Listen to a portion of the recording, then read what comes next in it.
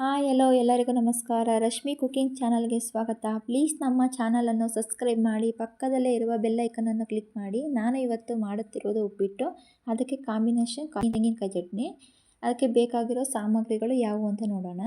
ಈರುಳ್ಳಿ, ಟೊಮೊಟೊ, ಹಸಿಮೆಣಸಿಕಾಯಿ, ಕರಿಬೇವಿನ ಸೊಪ್ಪು, ತೆಂಗಿನಕಾಯಿ, ಉಪ್ಪು, ಸಬ್ಬಸಿಗೆ ಸೊಪ್ಪು ಸಣ್ಣದಾಗಿ ಕಟ್ ಮಾಡಿ ಇಟ್ಕೊಂಡಿದ್ದೀನಿ, ಕೊತ್ತಂಬರಿ ಸೊಪ್ಪು, ಕಡಲೆಬೇಳೆ, ಜೀರಿಗೆ, ಸಾಸಿವೆ, ಎಣ್ಣೆ, 1 ಲೋಟ ರವೆ.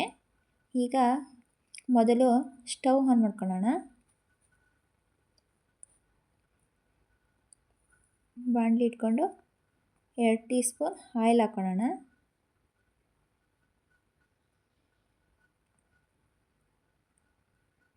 ಎಣ್ಣೆ ಬಿಸಿಯಾಗಿದೆ, ರವೆ ಹಾಕೊಳ್ಳೋಣ.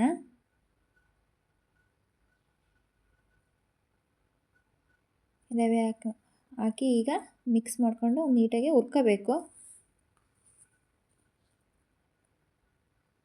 ಈ ರೀತಿ ಹುರ್ಕೋಬೇಕು. ಅದು ಸ್ವಲ್ಪ ಕಲರ್ ಕೂಡ ಸ್ವಲ್ಪ ಚೇಂಜ್ ಆಗುತ್ತೆ ನೋಡಿ, ಈ ರೀತಿ ಹುರ್ಕೋಬೇಕು. ಈಗ ಬೇರೆ ಬಾಣಲಿಗೆ ಈಗ ಸ್ಟವ್ ಆನ್ ಮಾಡಿಕೊಂಡು ಈಗ ಒಗ್ಗರಣೆಗೆ ಇಟ್ಕೊಳ್ಳೋಣ. ಬಾಣಲಿ ಇಟ್ಕೊಂಡು ಬಾಣಲಿ ಬಿಸಿ ಆದಮೇಲೆ ಆಯಿಲ್ ಹಾಕೊಳ್ಳೋಣ.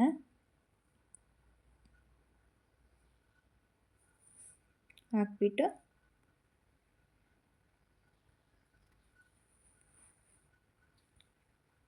ಒಂದು ಟೀ ಸ್ಪೂನ್ ಸಾಸಿವೆ ಹಾಕ್ಕೊಳ್ಳೋಣ.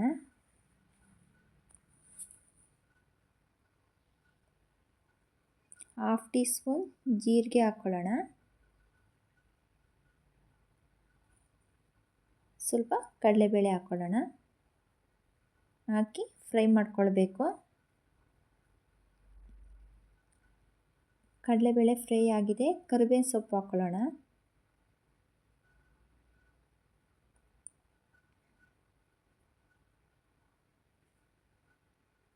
ಈಗ ಕರಿಬೇವಿನ ಸೊಪ್ಪು ಹಾಕಿದ ಮೇಲೆ ಈರುಳ್ಳಿ ಹಾಕ್ಕೊಳ್ಳೋಣ. ಈರುಳ್ಳಿ ಹಾಕಿ ಫ್ರೈ ಮಾಡ್ಕೋಬೇಕು. ಹಸಿರು ಮೆಣಸಿನಕಾಯಿ ಕೂಡ ಹಾಕ್ಕೊಳ್ಳೋಣ. ಹಾಕಿ ಫ್ರೈ ಮಾಡ್ಕೋಬೇಕು.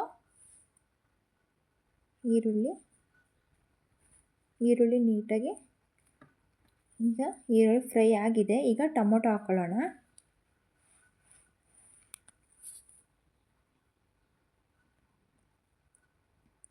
ನೋಡಿ, ಈ ಥರ ನೀಟಾಗಿ ಮಿಕ್ಸ್ ಮಾಡಿ ನೀಟಾಗಿ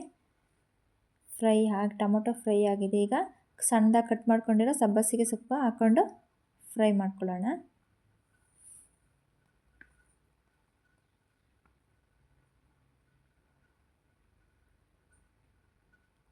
ಅದಕ್ಕೆ ಸ್ವಲ್ಪ ಕೊತ್ತಂಬರಿ ಸೊಪ್ಪು ಕೂಡ ಆ್ಯಡ್ ಮಾಡ್ಕೊಳ್ಳೋಣ.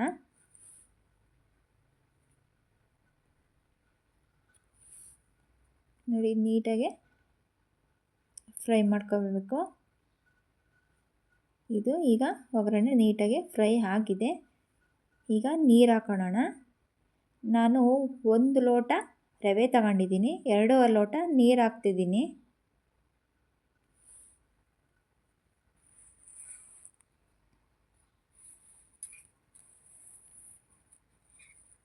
ರುಚಿಗೆ ತಕ್ಕಷ್ಟು ಉಪ್ಪು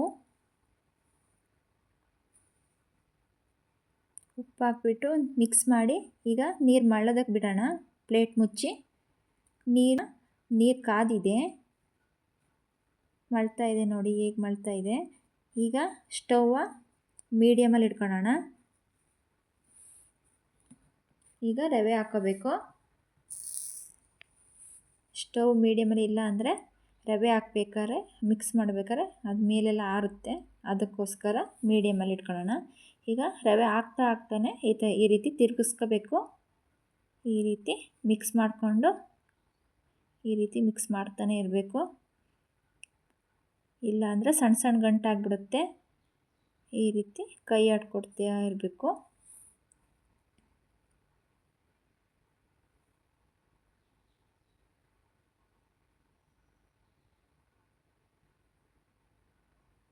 ಇದು ಮಿಕ್ಸ್ ಮಾಡ್ಕೊಳ್ಳೋಣ. ಮಿಕ್ಸ್ ಆಗಿದೆ. ಈಗ 1-2 ನಿಮಿಷ ಪ್ಲೇಟ್ ಮುಚ್ಚಿ ಅದನ್ನು ಅರಳಕ್ಕೆ ಬಿಡೋಣ.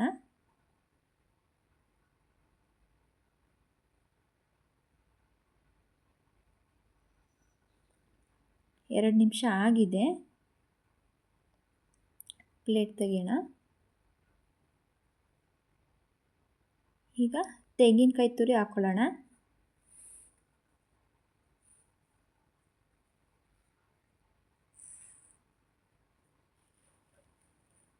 ಹಾಕಿ ಮಿಕ್ಸ್ ಮಾಡ್ಕೋಬೇಕು. ಈ ರೀತಿ ನೀಟಾಗಿ ತಳ ಹಿಡದೇ ಇರೋ ಥರ ನೀಟಾಗಿ ಮಿಕ್ಸ್ ಮಾಡ್ಕೋಬೇಕು. ಈಗ ಒಂದು 5 ನಿಮಿಷ ಪ್ಲೇಟ್ ಮುಚ್ಚಿ 5 ನಿಮಿಷ ನೀಟಾಗಿ ಅರಳಕ್ಕೆ ಬಿಡಬೇಕು.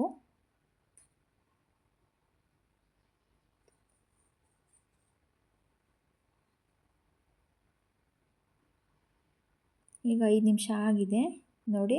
ಈ ರೀತಿ ಅರಳಬೇಕು ನೀಟಾಗಿ.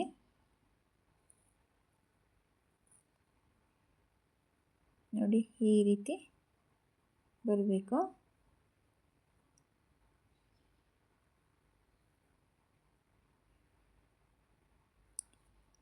ಈಗ ಕೊನೆಯದಾಗಿ ಕೊತ್ತಂಬರಿ ಸೊಪ್ಪು ಹಾಕ್ಕೊಳ್ಳೋಣ.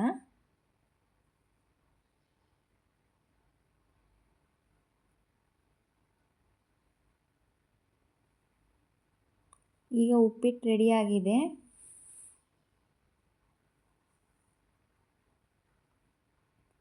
ಉಪ್ಪಿಟ್ಟಿಗೆ ಕಾಂಬಿನೇಷನ್ ಆಗಿ ನಾನಿವತ್ತು ಕಾಯಿ ಚಟ್ನಿ ಮಾಡ್ಕೊತಿದ್ದೀನಿ.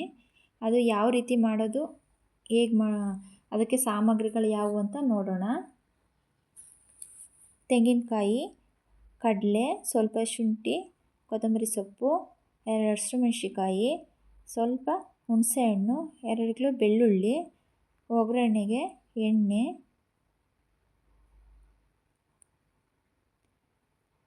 ಒಣಮೆಣ್ಸಿಕಾಯಿ 1 ತಗೊಂಡಿದ್ದೀನಿ, ಕರಿಬೇವಿನ ಸೊಪ್ಪು, ಸಾಸಿವೆ, ಜೀರಿಗೆ, ಕಡಲೆಬೇಳೆ, ಒಂದು ಮಿಕ್ಸಿ ಜಾರಿಗೆ ಸಣ್ಣದಾಗಿ ಕಟ್ ಮಾಡ್ಕೊಂಡಿರೋ ತೆಂಗಿನಕಾಯಿ, ಕಡಲೆ, ಕೊತ್ತಂಬರಿ ಸೊಪ್ಪು, ಹುಣಸೆಹಣ್ಣು, ಹಸಿಮೆಣಸಿಕಾಯಿ, ಬೆಳ್ಳುಳ್ಳಿ, ಸ್ವಲ್ಪ ಜೀರಿಗೆ,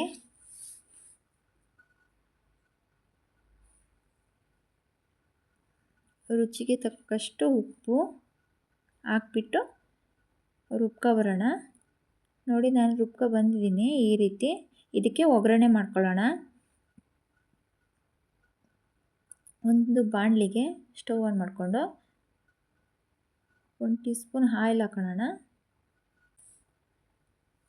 ಎಣ್ಣೆ ಕಾದಿದೆ. ಈಗ ಸಾಸಿವೆ ಹಾಕ್ಕೊಳ್ಳೋಣ. 1/2 ಟೀ ಸ್ಪೂನ್ ಸಾಸಿವೆ, ಸ್ವಲ್ಪ ಜೀರಿಗೆ, 1 ಟೀ ಸ್ಪೂನ್ ಕಡಲೆಬೇಳೆ ಹಾಕಿ ಫ್ರೈ ಮಾಡ್ಕೊಳ್ಳೋಣ. ಕಡಲೆಬೇಳೆ ಫ್ರೈ ಆಗಿದೆ. ಈಗ ಕರಿಬೇವು, ಒಣಮೆಣ್ಸಿಕಾಯಿ ಹಾಕಿ ಫ್ರೈ ಮಾಡ್ಕೊಳ್ಳೋಣ. ಇದು ಫ್ರೈ ಆಗಿದೆ.